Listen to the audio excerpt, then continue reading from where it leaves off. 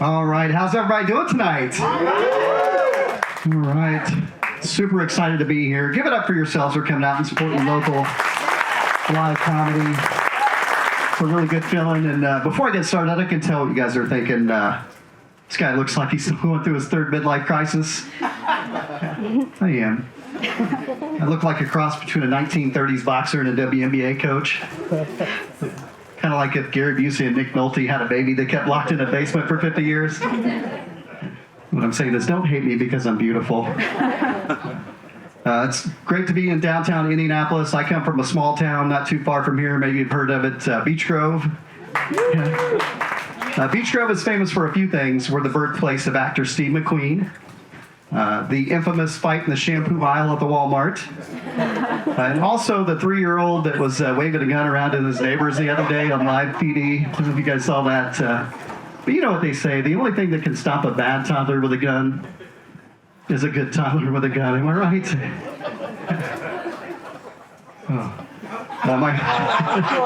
My wife and I actually just became grandparents. Thank you so much. For the 7th time. A little less exciting, but I think that makes my wife a gilf. Yeah, get your mind out of the gutter, sir. That's a grandma I love forever. We did take the grandkids to visit a prison last week. You guys probably call it a zoo. Yeah. But those animals were giving off some pretty rapey vibes, and I'm sure some of them are doing some life sentences. But if you haven't been to the zoo in a while, it's pretty crazy. It's pretty expensive. We spent $250 on a family membership, $75 to get the kids' face painted. I spent $50 on beer. But we did get to see an elephant give another elephant a golden shower, and I don't think the kids are ever going to forget that. I know the elephants will never forget it. Nor will I. I know Andy mentioned he just turned 43. How about that? The guy doesn't look a day over 45. I had a milestone last year. I turned 50 last year. And I had these grandiose plans for my birthday. I planned to hunt wild boar, go skydive. But instead, I bought some orthopedic socks and I had a spot removed from my nose. So that was pretty exciting. Another milestone, my wife and I last week actually, celebrated our 11th anniversary. For 11 years of marriage, you guys know what you give each other? I'll let you know a little secret. You hire a professional to organize each other's closets. Yeah. It's, yeah. I thought it was going to be something else, but yeah, that was it. Pretty exciting stuff. Yeah. I am one of the few that you're going to see here tonight that was not actually in the armed services. I'm not fit for service. I did enlist in the Army. I didn't pass the physical. I have a piece of metal in my finger. But my dad, Terry Shepard Sr., he did serve in the armed forces during the Vietnam conflict. Went AWOL a couple of times, but I somehow managed an honorable discharge from the Army. My dad left me my name. He also left when I was 8 years old to go to the liquor store, and he didn't come back until I had also, developed a taste for whiskey and Marlboro Reds. So. But I'd like to play a game with you guys. You're gonna just reply. Did Terry Shepard Sr. do this, or did Terry Jr. do it? Okay. Knocked up a Parisian lady of ill repute in Frankfurt, Germany. Senior. Good guess. Yeah, senior. Used to flip cow patties at a farm in Frankfort, Kentucky. Junior. No, that was both of us, actually. That was the one thing we bonded over. I'm a proud dad. I got 2 grown adult children. My youngest lives in Texas with her boyfriend who's serving in the Air Force. My oldest, he graduated with an arts degree, a liberal arts degree. So that means he's living at home with me. He's been having a hard time finding a job as a liberal artist. Pays about as much as a comedian. So. My wife, I'm getting older. My wife tells me she likes my dad bod. You know, I think it's more of an abusive dad bod at this point. You know, the kind that shows up drunk to T-ball.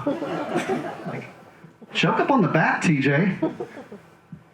Patty, are you sure that's my boy? Hey, Carl, how come you never told me Roxanne had such a nice backside on her? Yeah, that was an impression of my dad. Yeah, senior. I'm just kidding. He never went to any of my games. Oh, so sad. Oh. I've been working on an impression. You guys want to hear it? Yes. Okay. I know what mansplaining is, Terry. Yeah, that's my wife.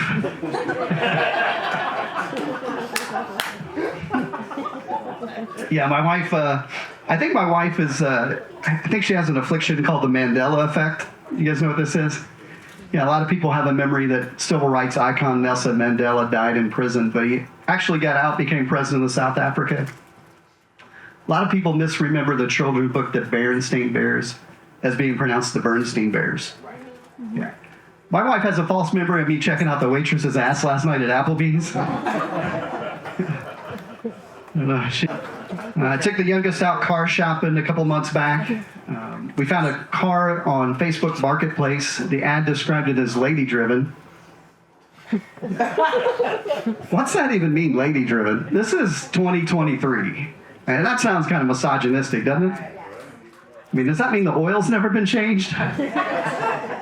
Or that it's good at talking through its problems? Turns out it smelled like a Bath and Body Works. Yeah. My youngest, though, they actually came out as non-binary a few years back. They told me their pronouns were they and them. And that was a proud dad moment for me because right then I knew unconditional love. That was until Super Bowl 53. Guess who rooted for Tom Brady and the New England Patriots? Yeah, they. They is now dead to me. Would you forgive them for that? Like, I mean, that's like, pretty much you can love a kid for pretty much anything, but Tom Brady? And this was like not, Tom Brady with the Bucks. This was, anyway.